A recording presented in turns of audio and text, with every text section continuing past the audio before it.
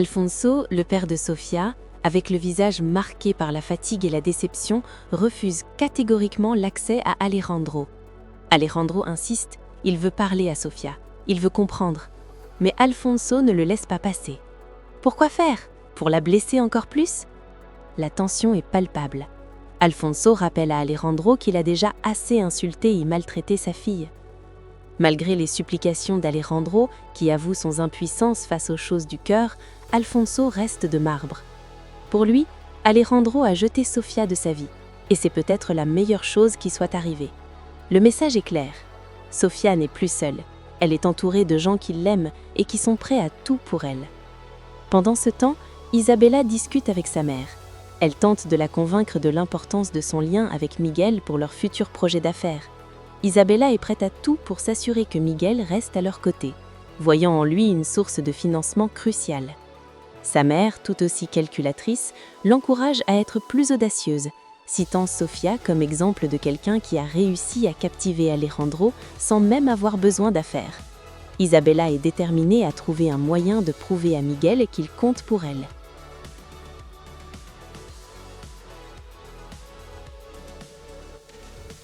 De retour au restaurant, Alejandro finit par se retrouver face à Sofia.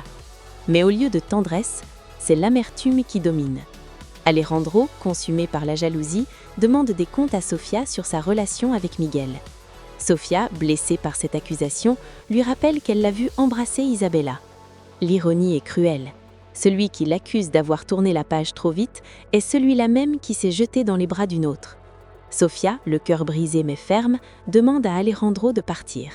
Elle réalise que chaque jour qui passe, il est de plus en plus clair que le passé doit rester derrière elle. Alfonso intervient pour protéger sa fille, sommant Alejandro de s'en aller après tout le mal qu'il a fait.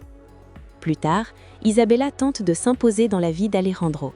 Elle parle de séances de photos pour une couverture de magazine, de nouvelles maisons à visiter près de celle d'Alejandro à Los Cabos. Alejandro semble ailleurs, distrait par ses propres démons.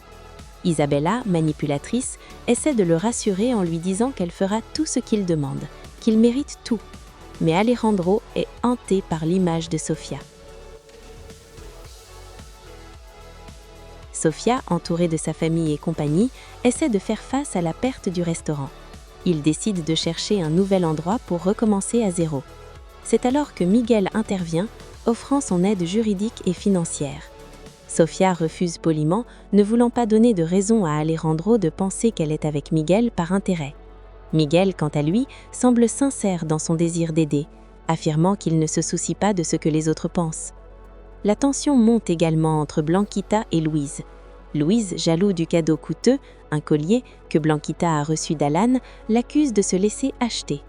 Blanquita, exaspérée par l'insécurité de Louise, lui lance que son vrai problème n'est pas son fauteuil roulant, mais son manque de confiance qui le transforme en une personne odieuse. Elle réalise qu'elle s'est peut-être trompée sur ses sentiments pour lui.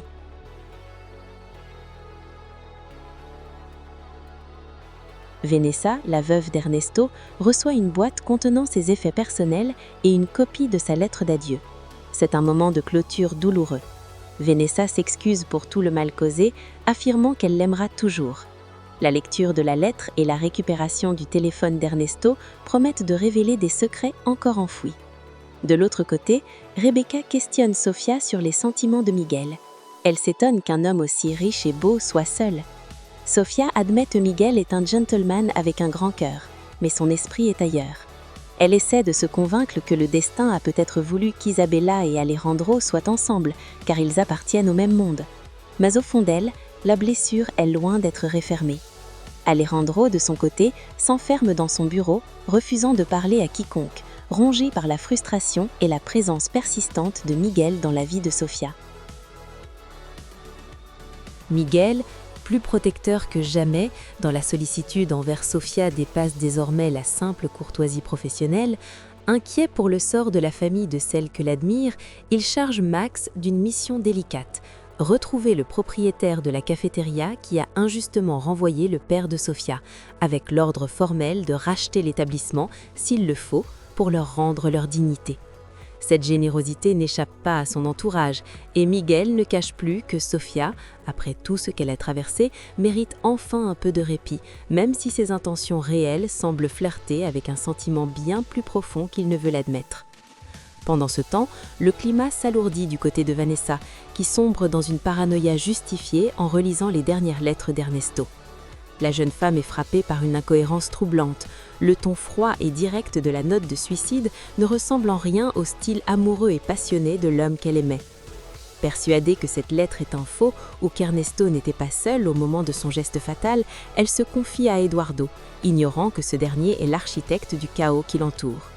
Eduardo, jouant le rôle du frère rassurant, tente par tous les moyens de la dissuader de poursuivre ses recherches, arguant que la douleur lui fait imaginer des complots là où il n'y a que la tragédie d'un suicide.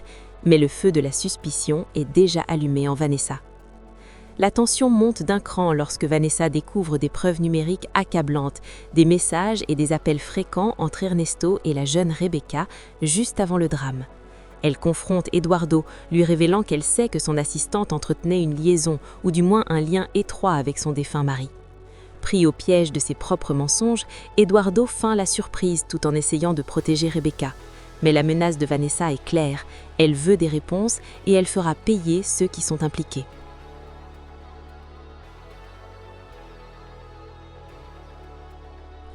Rebecca, de son côté, est au bord de la crise de nerfs. La paranoïa l'atteint de plein fouet lorsqu'elle reçoit un appel fantomatique provenant du numéro d'Ernesto, alors que le téléphone est censé être sous scellé policier.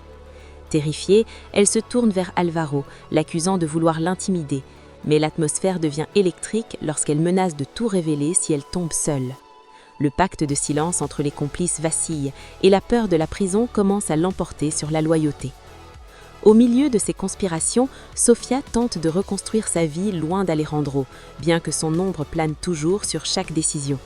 Blanquita, sa fidèle amie, tente de lui ouvrir les yeux sur les sentiments évidents de Miguel, suggérant que cet homme pourrait être la récompense après tant de souffrances.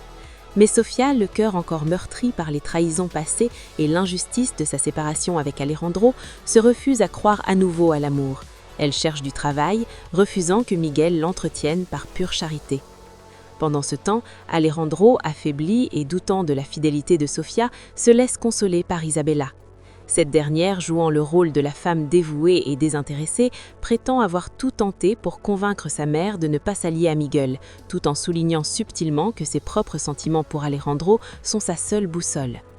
Dans un moment de vulnérabilité extrême, Alejandro, cherchant à fuir la douleur de l'absence de Sofia et les doutes qui le rongent, invite Isabella à rester à ses côtés.